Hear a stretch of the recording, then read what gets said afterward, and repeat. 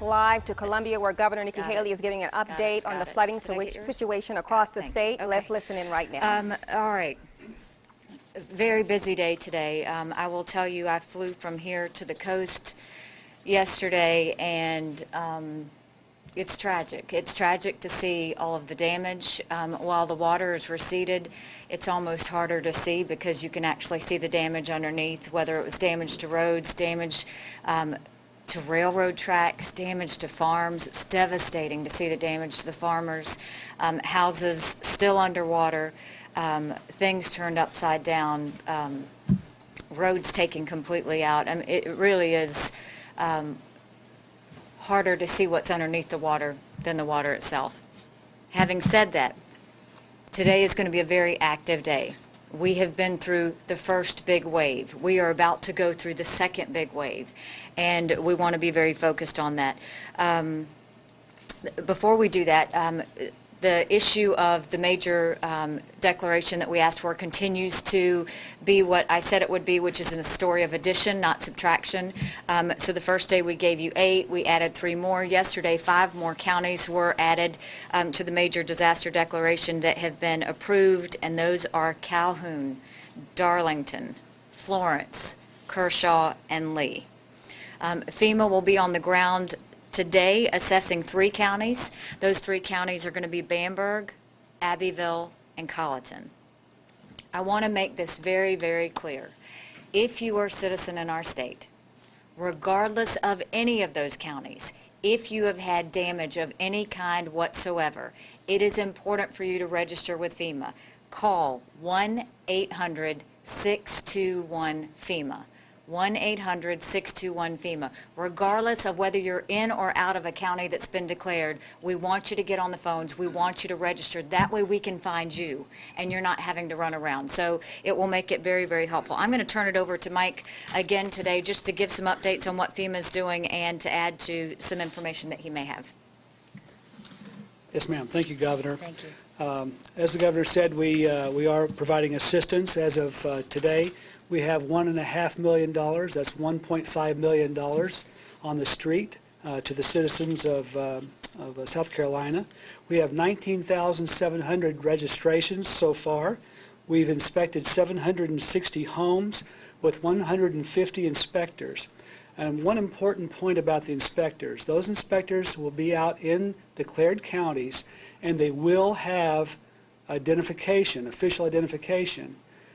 Ask for that identification to protect yourself, but we are out there to assist. And as the Governor said, we can only help you. The only way that we are able to assist you is if you call 1-800-621-3362. That's 1-800-621-FEMA. You can also register at disasterassistance.gov. Thank you very much, Mike. They continue to be great partners with us, and we continue to have a great working relationship. Okay, 3 major areas of concern today for the people of South Carolina. I know the sun is out, but if you have any family members or if you live on the coast, it is very, very important that you listen to these next 3 major areas of concern. In the next 12 hours, Georgetown will start to flood. It will get worse, and it's going to last up to 12 days. So this is an area where if you are in the area of Georgetown, you are going to see people coming and knocking on your doors telling you to get out. Please take precaution. Please do what you need to do. Highways 151 and 261 are already closed. You are going to see that we are going to close 701 and 17. All of those will be impassable from the flooding, and it will be up to 12 days that water will sit. So it's not going to do what it did before where it receded. This water is going to stay. So if you're in that area, next 12 hours, that's our #1 priority as we go forward. The second issue that we're concerned about is in the next 72 hours, Jamestown. Flooding from the Santee is already going to be an issue, but that's going to combine with Lake Marion hitting flood levels, and if that spills over into the Santee, that's going to be extremely problematic.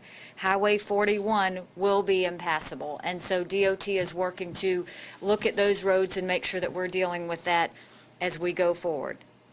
The third area of concern, Givens Ferry, in the next 72 hours will flood. Affected by the Edisto flooding, another 1 to 2 feet. So we want everybody to be very conscious of that. Edisto is already flooded. Anyone south of Givens Ferry is going to have a problem. Anyone south of Givens Ferry is going to have a problem. Highway 651 and the alternate 17 routes are going to be looked at, and you should assume that we are going to have to be closing those going forward. These 3 areas, I ask if you have family in those areas, if you have friends in those areas, we are having an issue getting those people to leave because they have been in hurricane situations. This is, as the general said, a different kind of bad. So when you see that, what we need you to know is this is something that we have never dealt with before. This flooding is going to get bad, and it's going to sit for a very long time. So it's not going to be gone quickly. If you are a person sitting at home and you're saying, but does it really affect me? Any questions you have whatsoever about a road, about travel, about an area that you live in, whether you are one of those people in that area, we want you to call with your concerns to EMD. That number is 1-866-246-0133. If you have any citizen concerns right now at all, 866-246-0133. Call us when in doubt and let us answer your questions and let you know. You will see that they are going to start knocking on your doors. They're going to start asking you to leave. We want you to, I know that this is your property and this is your home, but this is your life. And we want you to be very conscious of the fact that we are trying to save it. So please do listen to us as we go forward on that. That is where all of our focus is for this team right now. Going forward. So specific areas to strongly consider evacuation would be Pawleys Island, Georgetown, Jamestown, and those areas below Givens Ferry. To give you some additional updates like we have done in the past, let's see, make sure I didn't leave anything out. DOT now has 2,100 maintenance people on the roads. That includes 200 engineers that are helping to assess. They'll be assessing these new vulnerable areas as we go forward. Secretary Hall has got 5 debris removal contractors already lined up and in place, so you can expect to see them go to work on Monday to where they start to really focus on that. I'm going to have her talk to you about that in just a few minutes. 409 road closures, of which 148 are bridge closures. I-95, that 13-mile segment, is still closed. There's a vulnerability with the bridge there, so they are working on it. They're trying to repair it as fast as they can, but it is not stable at this point, so we are not going to do that. With a lot of what we saw in terms of what the media is showing or what we saw as we were flying around, the debris is all kinds of debris. So what we saw in the winter storm, that was trees, that was limbs. Now we're seeing debris, which is more of the harder things. That's the refrigerators, the bigger furniture pieces, all of those things. I know people are just putting that on the side of the road waiting for a pickup. It doesn't work like that. So I've asked Secretary Hall to give you some sort of organization so that you will know how that debris will be picked up. Secretary Hall. Thank you, Governor. Generally, with our debris, we would like for you to consider it in 6 different categories. Normal household trash, we will not collect. You need to continue to utilize your normal household collection services for disposal of that. If you could separate, if at all possible, the vegetative debris, which is your limbs, trees, and basically anything vegetative, into one category. Items such as wet carpet, furniture, sheetrock, bricks and stones into another pile. Your white goods, which are your refrigerators, water heaters, any kind of appliance, into another pile. And then electronics in a pile by themselves.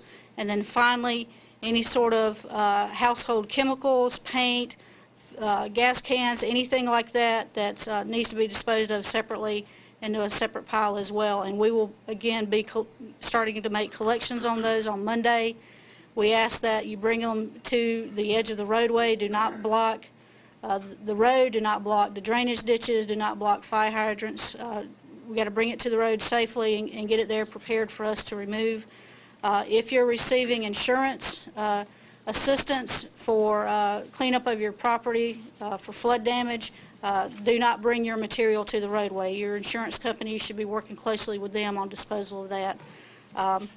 Governor, I believe that concludes it, and I'll be glad to take questions. Yes, it is on our website. Okay, so 6 different categories of debris.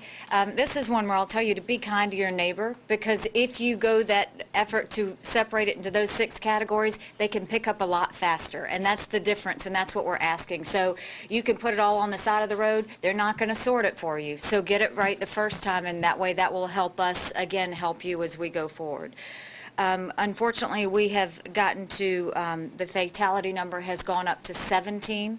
As we go forward, the highway patrolmen continue to work hard. They have taken 5,603 calls for service to date. 2,549 have been traffic collisions. We currently have 23 shelters open with 474 occupants in those. We do think that that is going to rise with the issues that we're facing today. I specifically want to thank Director Alford and her team at DSS. They are calling every shelter every 3 hours to make sure that they have what they need. So food, water, cots, blankets, all those things that they need. We're not having any issues at this time with shortages because they are calling every 3 hours just to make sure that we are moving those to the areas as they need it.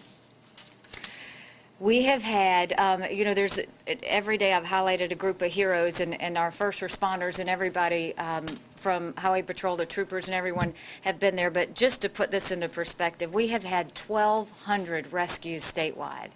That's people, that's animals, that's of all types. But 500 of those have been done by our firefighters. Our firefighters are out there. A lot of them are volunteer. They're tired. If you see one, thank them. We're trying to keep the morale up. We're trying to keep them motivated. But they have worked nonstop, and we couldn't do what we're doing without our firefighters. And so please do help us thank them when you see them, or give them a pat on the back and let them know. DNR has been fantastic, doing 700 rescues so far, and then of course the National Guard continues to assist both those groups. And so all of this is a massive team effort, but as they're starting to wane a little bit, give them that pat on the back and let them know that we're extremely grateful, because we could not do this without them. We have had 14 dam failures to date. The additional one from yesterday is a small one in Orangeburg. We are now watching 70 dams. We're getting reports on some small unregulated dams. That's the reason for the increase, so we'll continue to watch those as they go up. We have 38 boiled water advisories. Please heed this. This is contaminated water, and not to demean or anything, but remember that that includes ice. So ice, water, anything related to that, it all needs to be boiled. It all is contaminated. Take it seriously. We're trying to keep people well and healthy, and so this is one where you can help us in terms of listening to that.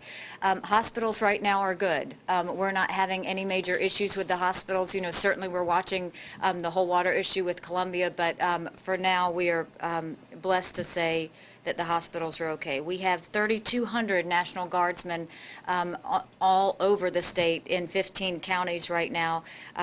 They continue to assist as needed. They're extremely flexible. General Livingston has been a great partner to me and through all of this in dealing with logistics as well as manpower, and helping make sure with all of Team South Carolina that we're doing what we need to. But I'm going to have him give you an update on Columbia Canal, because I know a lot of you were concerned about that. You won't be the fans too. Yeah, you see. We've been working 2 major issues in Columbia as far as construction at this point. One was Beaver Dam in conjunction with DHEC and South Carolina DOT.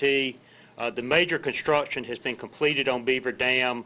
Although there is still some seepage, it continues to be monitored by DHEC. They have some concerns, but the dam is stable at this point. We may have to go back out and do a little bit more work, either South Carolina DOT or the National Guard or both. On the Columbia Canal, we've made significant progress stabilizing the water level in the canal. The objective at this point is to get the water at the level that the Columbia Water Plant can start taking water consistently out of the canal to supply about half of the city of Columbia. Ongoing efforts are being made for a temporary dam that will back the water up enough so it will then be controlled by the floodgates. Made significant progress last night. As you go by there, you may see the broken dike. You may see significant erosion downrange. That's not a real concern because all that's going to have to be rebuilt anyway. But we'll know in probably the next 24 hours whether we got that water level stabilized, but so far so good. Thank you, General. Yes, I ma'am. appreciate that. And as I said when I flew over, one of the things that really took my breath away was the number of farms that were damaged. And our farmers have been through so much. When we think about the winter storms, the 2 winter storms that we went through, the fact that they would have to go through this again, I mean, literally, the farms look like a lake. You could barely tell that there was even a farm underneath, except for just some small just a resemblance of what used to be there. So, but I did ask for Commissioner Hugh Weathers just to kind of give us an update, 1, on the status of the farmers, 2, on what our farmers should be doing, and 3, on how we move forward from this in terms of assisting them. Commissioner Weathers. Thank you, Governor. As the Governor said, our rural counties have been terribly impacted. I was up Monday and Tuesday with the National Guard and the Forestry Commission to do that same assessment, getting that bird's eye view. On Tuesday afternoon, the State Advisory Committee, which consists of the State Department of Agriculture, U.S. Department of Agriculture, and Clemson, brought together folks from different parts of the state to assess where we were in terms of projected crop losses. Currently, we're putting that number at an estimate of $300 million of crop loss. Naturally, it will take the completion of the harvest season to know what that number will be, but that is direct impact to farmers. When those dollars turn over in the rural economy, it will go up.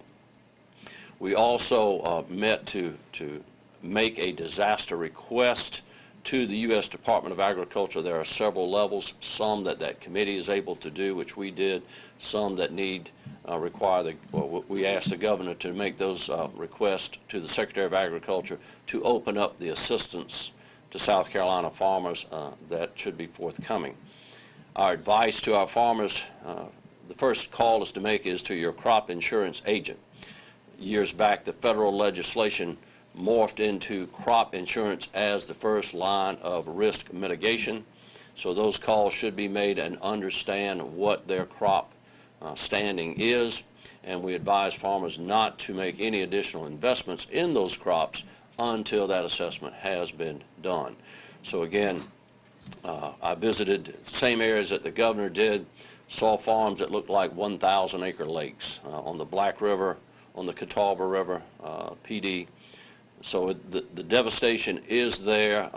Basically, agriculture will be shut down for a few weeks until the soil dries, and then we will further those assessments. But we do appreciate the support of the governor's office, and that is where farmers are. We did a release yesterday, and you can go to our website at the Department of Agriculture, which is agriculture.sc.gov. You can find the release that we sent out along with some of the pictures from the tour. Thank you, Commissioner. We appreciate that. We continue to have many generous people from across the state and across the country that want to help the people of South Carolina to give donations or to know what is needed, or for businesses that want to help the state. That phone number is 1-888-585-9643. We've had hundreds of calls that have come into that call center. Again, 1-888-585-9643.